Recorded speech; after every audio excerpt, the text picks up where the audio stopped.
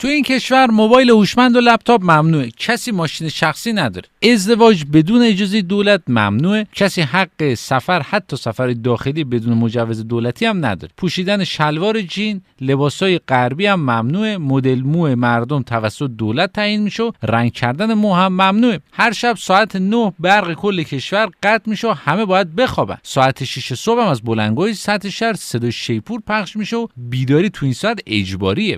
خمیازه کشیدن، به انضمام چرت زدن تو محل کار یک جرم بزرگ تلقی میشه و غیر قابل بخششه و اینها فقط چند نمونه از قوانین عجیب کره شمالی.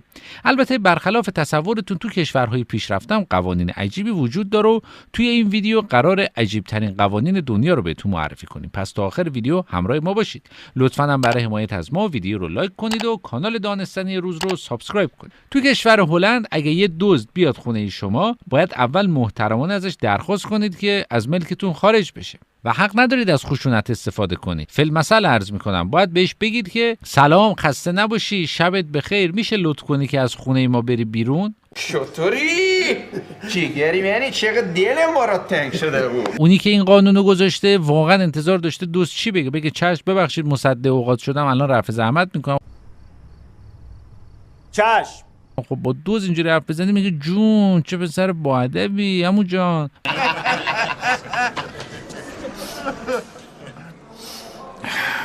اسمت چیه؟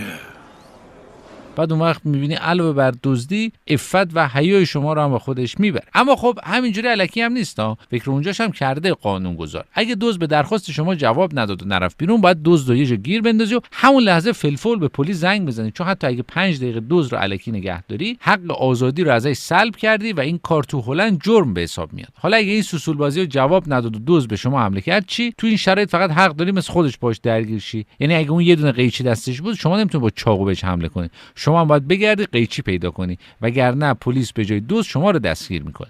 وسط دعوا این شما دیگه استوب بذار من برم قیچی رو تو کشو بردارم بیام.